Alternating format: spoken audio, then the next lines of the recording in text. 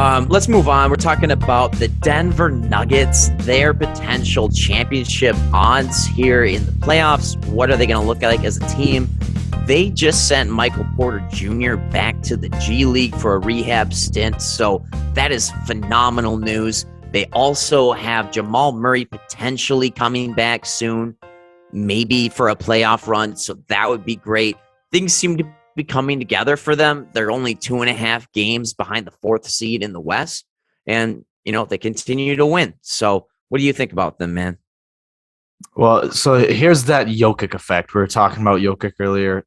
Always going to be an MVP type player, but his play set, this is what it does. Without MPJ and Jamal Murray, which is their first and third scoring option, by the way, in a healthy lineup. Yeah. So right. they're the eighth best offense without those two. Second best in assist percentage. That's of their offense. How much of it is assisted? First in defensive rebounding. A lot of that's from Aaron Gordon as well.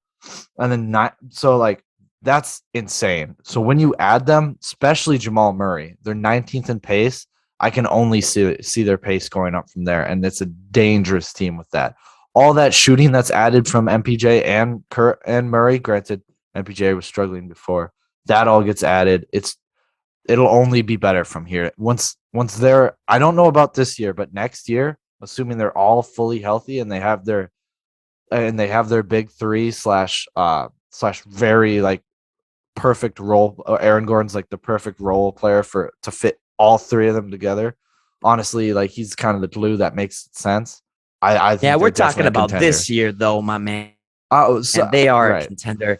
And I think so because they're 11-4 in their last 15 games, even without those guys, and they're going to get them back. They could potentially make a run here. I think you're definitely underselling them by pushing them a year out. I think, the DeMarcus Cousins era, by the way, who they just added 10-0. So I don't know, when you get a guy like Murray back, you're going to be able to send Monte Morris to the bench, and he's, arguably the best backup point guard in the league, one of them at least. And you get him alongside DeMarcus Cousins and alongside Bones Highland.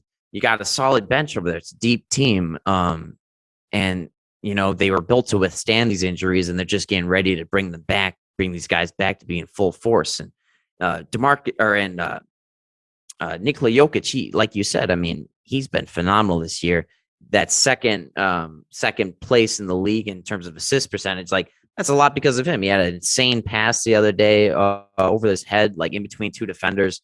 I think he is the number one reason that they could win a championship, regardless of who else is around him. I mean, they gave who was it? The Mavericks last year they played a run for their money, or was it? No, it was the Clippers. Yeah, they gave the Clippers a run for their money.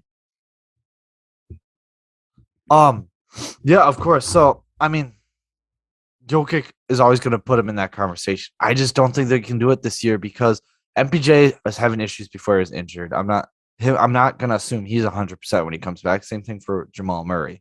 Granted, it's going to add a lot more. That Jamal Murray Jokic 2-man game that they played was so nice. And when they come back, it takes so much pressure off of Jokic. They're definitely going to go further. I think at peak, I think they can make the conference finals. I think if the matchups align right, I think they can get that far. I think if they meet the Suns, that's a no-go. I think Warriors, I don't think that's a no-go. With anyone. I mean, they can compete. The Jazz, I think that is the best team they can upset.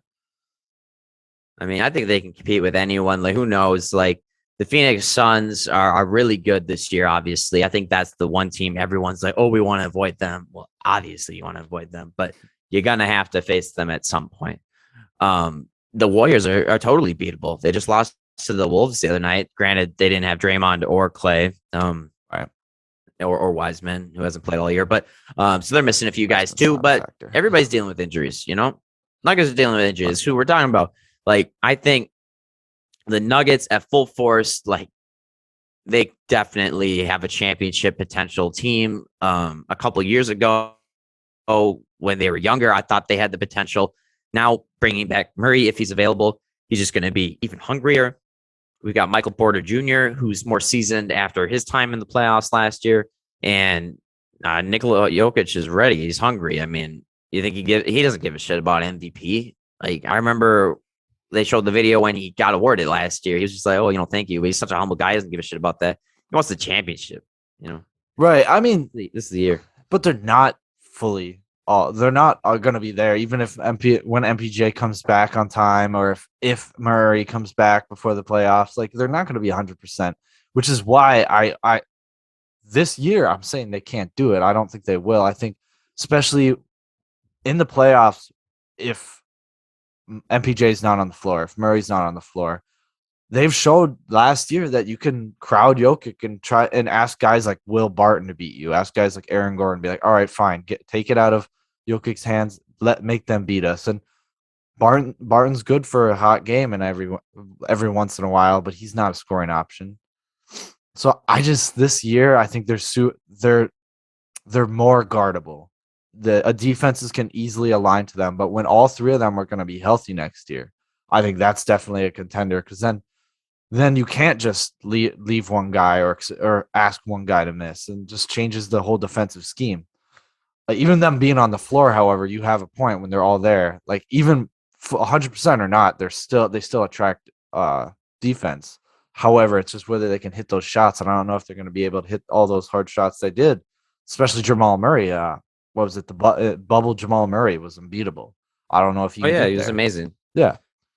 But he showed also he's very much like Chris Middleton. In fact, like, he'll have one series where he's scorching hot, best player on the court, but then the next series he's close to just a non-factor.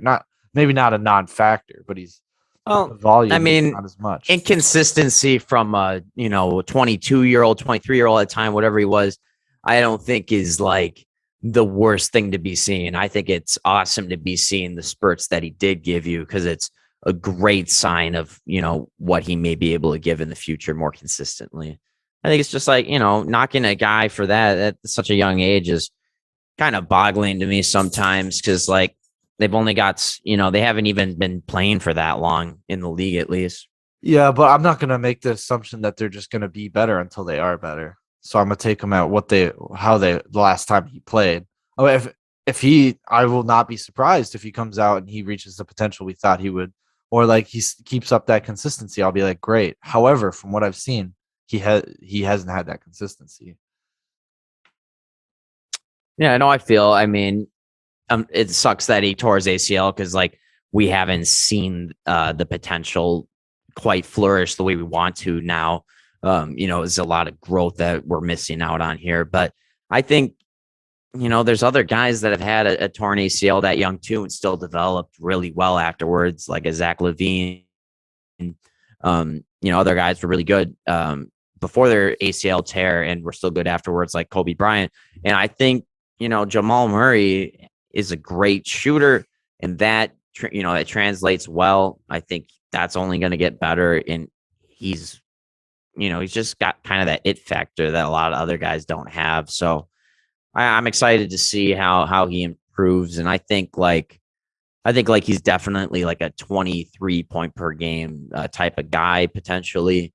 And once you get that consistently next to Jokic, that'll be awesome. And, a lot of people even consider MPJ to be better than Murray. So I think, yes, really solid big three here. Yeah, I think that's right. I think MPJ certainly has the potential to be better than Murray. But I think I'd say Cinderella dream is their conference finals, but I think I can see them getting bounced in the first round, unfortunately. Yeah. No, we'll see. But, anything can happen. We got 19 games left in the season, 20 games for some people. So we're going to see how it goes and see where they land here. Like I said, they are currently in the 6th seed there, but they're only 2.5 games out of the 4th seed. So we'll see where they end up. Maybe if they make a surge, they finish top half. Perception from some people will be a little different. Yeah. Hey guys, be sure to like and subscribe this video if you loved it, and give us a hateful comment if you did not like it, since they got rid of the dislike feature on YouTube.